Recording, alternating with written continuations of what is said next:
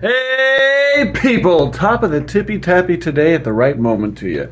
Welcome. Today we're talking about the Marvel Rivals Season 9. Reveal and release. It looks extravagant, fantastic, magical, and so cosmic, and at the same time, an honest through line just to make sure there was a commitment to the people who are playing the game, and it just seems like these devs are doing everything possible just to make sure that their fan base knows that they're listening.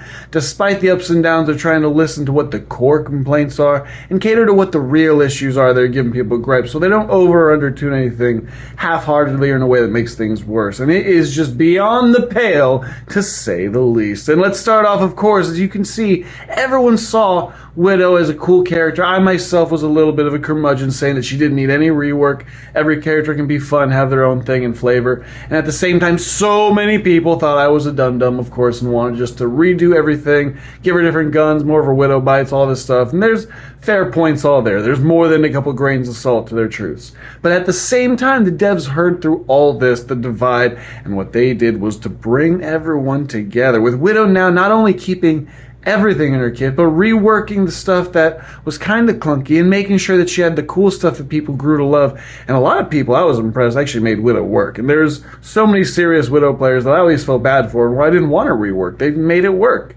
A character that was crazy. And even as a person playing Spider-Man, man, a Widow can really be ruinous to your day. But I digress. Again, what they did is they took her ultimate ability and made it kind of just like a cloak and dagger attack where she can just shoot it out randomly on a cooldown, which I think is good, still preserves it and gives that utility of adding extra damage, I believe. And at the same time gave that sniper ability ultra powerful piercing, a lot of rounds, kind of similar to they made her regular primary multi-fire. No longer is she chambering one bolt at a time like she's in some World War II reenactment at the same time as a tech high sci-fi cosplayer. But again, digression again. She is just fantastic. Now the people who were able to snipe with her are going to be just, I imagine, loving life, taking people's heads off, going through the whole team, body shots and headshots still do a good amount of damage.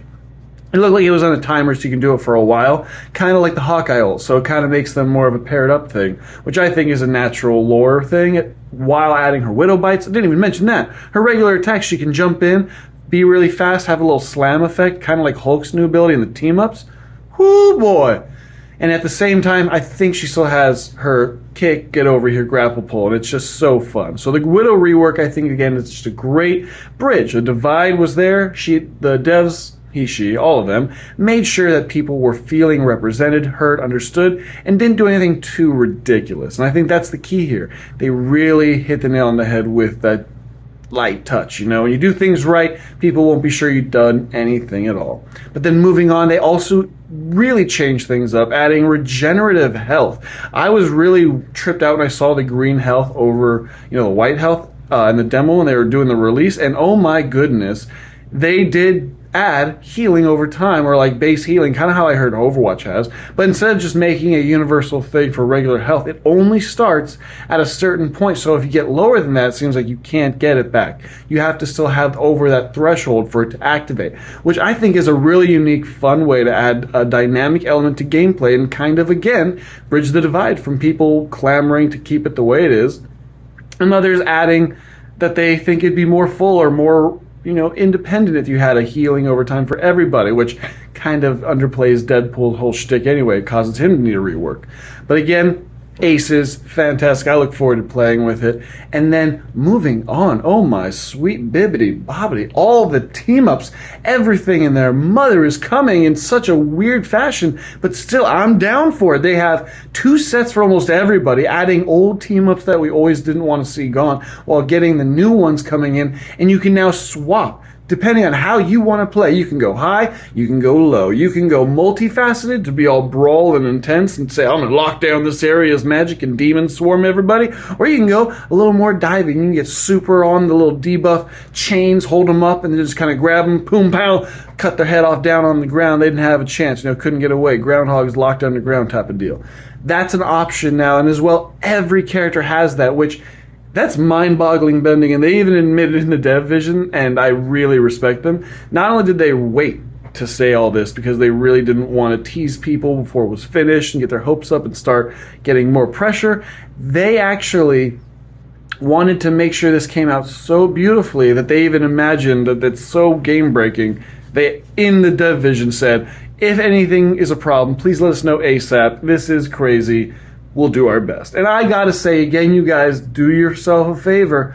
Be understanding. Don't be so quick to cry if you find a little bug or a little glitch here. Do find the exploits and let them know, and don't be too sad when they're gone, because there's definitely going to be some tomfoolery, to say the least, with all these team-ups they're adding. And I personally can't wait. It's going to be fantastic.